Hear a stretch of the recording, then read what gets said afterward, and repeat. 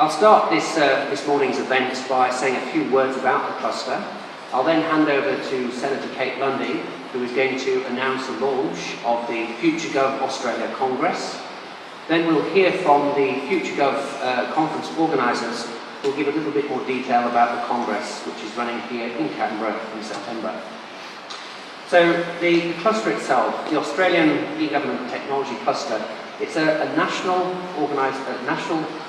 membership of organisations from both government and industry and the research community here in Australia. The purpose of the cluster is to bring these different facets together and to develop innovative technology solutions for the government sector. Now, the cluster provides a range of opportunities for members, and those include things like seminars, training courses, networking events, such as today's event. And these events are a great opportunity to bring the different members together, representatives from government, from industry, both international corporations and small to medium-sized enterprises. Members of the cluster have opportunity to showcase their innovative technologies that they've been developing for the government sector. And as an example of that, the cluster is sponsoring and co-hosting the FutureGov Congress here in Canberra. At that Congress, vendors will be able to showcase their innovative technologies, and at the moment we're quite keen to seek interest from vendors, both large ones and particularly the small ones. As you know, Canberra is a great source of innovative small companies working in ICT. For the government audience, the cluster provides an environment whereby, in a safe and scientific way, new emerging technologies in ICT can be tested and piloted. Those technologies may have significant potential to improve service delivery in government, and by running demonstration projects through the cluster, companies who have innovative technologies can demonstrate the potential value to government agencies.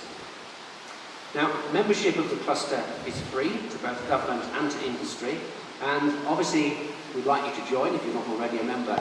If you are interested, please come and talk to Victor and the cluster representatives who are here today. Please visit our website, you can get some more information, and we do have some literature and brochures on the table here today. So I'd now like to introduce Senator Kate Lundy, who's going to make the announcement about the FutureGov Congress.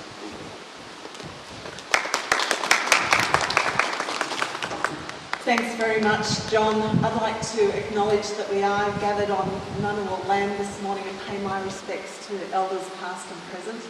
We're also in a very beautiful courtyard of Parliament House here in our national capital, and although it's rather chilly, it's just great that you're able to come up here for this event this morning. Australia is a world leader in e-government and has been for many years, and is now emerging as a leader in Gov 2.0.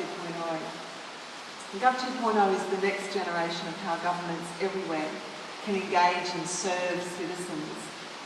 And from my perspective, having said a few words about this for some time now, I see it as involving three pillars, three areas of significant activity: democratising data, participatory democracy, and citizen-centric services.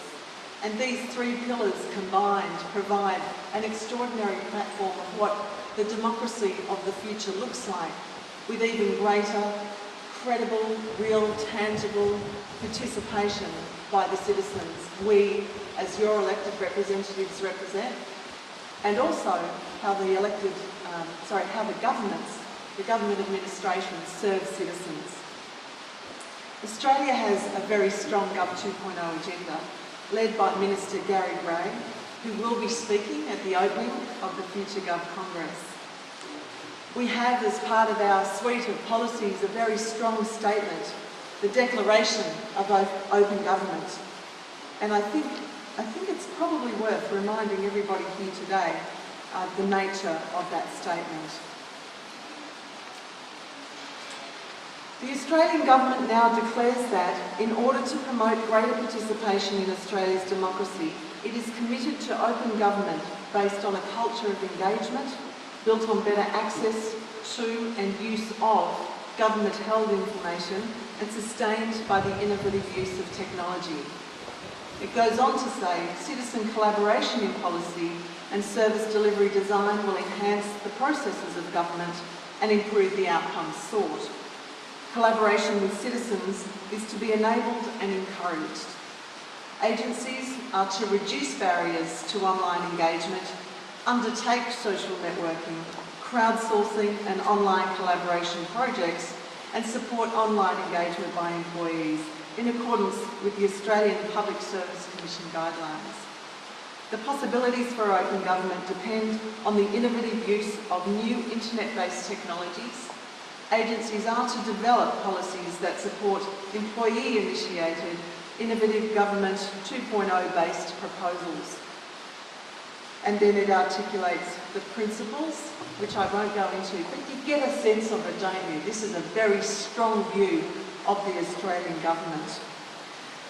Many of you will know that there's been a number of announcements in this federal budget supporting Gov 2.0 and the initiatives contained within, including $2.3 million to investigate and test ways to improve individuals' ease of use and access to Australian government services. $14.4 million over 5 years to help establish a mental health online portal service to enable consumers to more easily identify those services. $157.6 million over 4 years to enhance and develop ICT that gives customers the choice to manage their Centrelink Medicare Australia and Child Support Agency accounts and transactions online. $13 million over 4 years to improve the design and delivery of human services based on consultation, feedback and testing by users as well as the broader community. And $373.6 million over 4 years to integrate the ICT infrastructure of Medicare Australia, Centrelink and CSA. And finally, the other one I'd like to mention, $4.2 million over 4 years to establish and maintain the interactive My Region website. There are, of course, other major initiatives of this government which lend themselves to firmly keeping Australia at the forefront of Gov 2.0. My favourite, I confess, is the National Broadband Network. What an extraordinary initiative this is, to be the first country in the world to invest in an Australia-wide high bandwidth network that will close the digital divide. The opportunities that offers us as a government, us as a nation, and businesses both here in Australia but around the world to explore the potential of a ubiquitous high bandwidth network are extraordinary. Our investments in the digital education revolution and ICT professional training for our educators underpin the skill set necessary to make the most of the profound investment of the NBN. We're making sure the next generation of Australians have the capability, the skills and the confidence to use it to its full potential. And finally, our commitment to our ICT SME sector, our ICT suppliers through our ICT supplier advocate and other initiatives demonstrate that we as a government understand the profound contribution the private sector makes to our capacity as a government to innovate, to our expansionary plans for our economy in the tech sector. It's our ICTs that sometimes, not all the time, but sometimes get their first big break through an innovative government contract and go on to export their products and services around the world. This is an integral part of our technology economy in Australia and something through the ICT advocate we take very seriously indeed, a very important part of our economy. Because all of these investments enable the businesses that keep our economy growing. We've heard a lot about the mining sector this week. We know that the mining sector is strong partly because of the technology that underpins it in this country. We have some of the most technologically advanced mining companies in the world operating here in Australia. So we need to keep in mind the wonderful applied use of the technology we are innovating through this as well.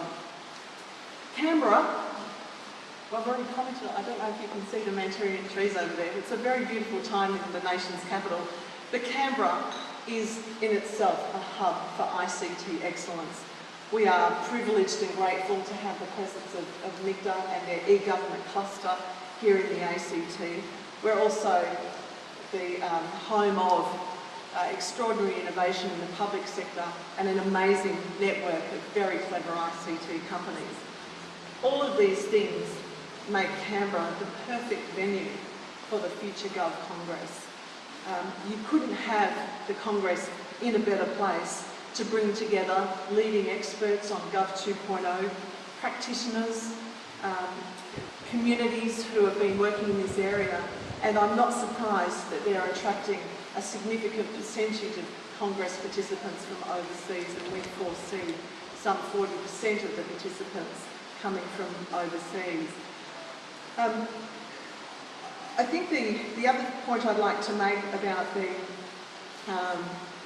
about NICTA's involvement in the Future.gov magazine is the degree in which they're providing leadership. So I'd like to pay my respects to the work of NICTA through their e-government cluster and your work in attracting the FutureGov Congress to Canberra and to the national capital of Australia. So I'm very proud to officially announce the FutureGov Congress will be here in the ACT in September of this year. It will be a fantastic opportunity. I warmly welcome the representatives from FutureGov magazine who come in from Singapore this morning or last night. Last night. It's a pleasure to have you here this morning. I know we're going to be hearing from you shortly. But thank you very much for coming. I'm incredibly proud to be part of this launch today, and I will see you at the FutureGov Congress in September here in Canberra.